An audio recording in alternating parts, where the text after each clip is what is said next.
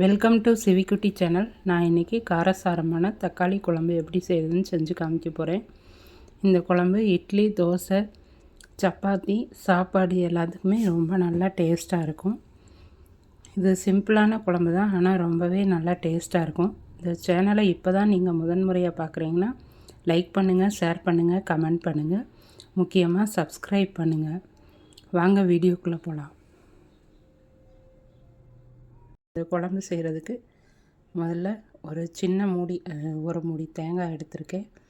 ஒரு 10 முந்திரி பருப்பு, 1 ஸ்பூன் சோம்பு, இது மூணையும் நல்லா அரைச்சிட்டு வந்துக்கிறேன்.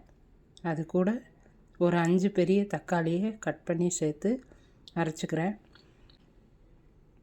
இப்போ ஒரு வாணலியில் ஒரு 3 ஸ்பூன் ஆயில் விட்டு பட்டை, கிராம்பு, பிரிஞ்சி இலை, 2 ஏலக்காய், ஒரு அன்னாசி பூ இதெல்லாம் சேர்த்துக்கிறேன்.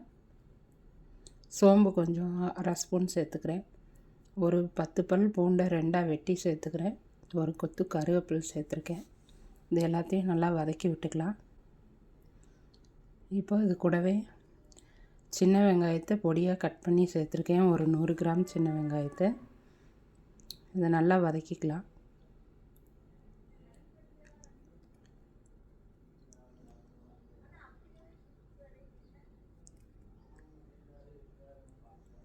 சின்ன வெங்காயம் நல்லா வதங்கி வந்துருச்சு.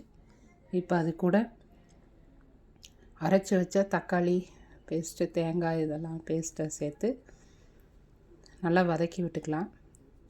நம்ம எதையும் வதக்காமல் அரைச்சிருக்கிறோம், அதனால் நல்லா வதக்கி விட்டுக்கலாம் பச்சை வாசனை போகிற வரைக்கும்.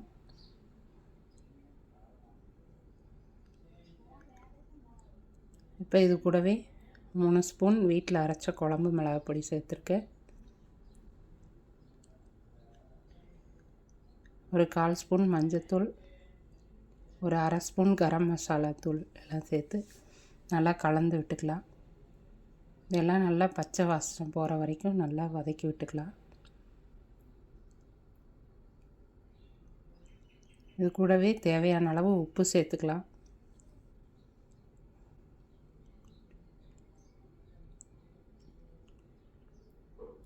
இப்போ அந்த மிக்ஸி ஜாரில் கொஞ்சமாக தண்ணி ஊற்றி சேர்த்துக்கலாம். ஏன்னா மசாலா கெட்டியாக இருக்குது, அதனால் அடி பிடிச்சிடும். அதனால் கொஞ்சமாக தண்ணி சேர்த்து நல்லா வதக்கி விட்டுக்கலாம்.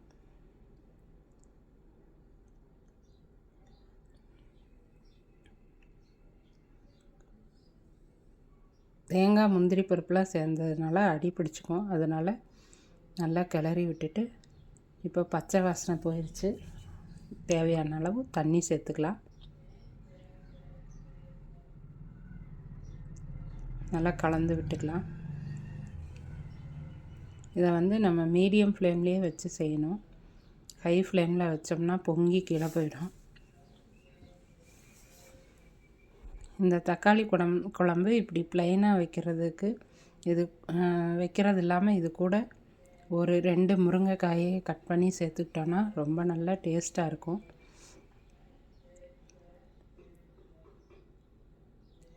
உப்பு செக் பண்ணி பார்த்துக்கலாம். குழம்பு நல்லா வெந்துருச்சு. அடுப்பை ஆஃப் பண்ணிவிட்டு ஒரு பாத்திரத்தில் பரிமாறிக்கலாம். பாருங்கள் ஃப்ரெண்ட்ஸ், அருமையான தக்காளி குழம்பு ரெடி ஆயிடுச்சு. நீங்களும் இப்படி செஞ்சு பாருங்கள். நன்றி.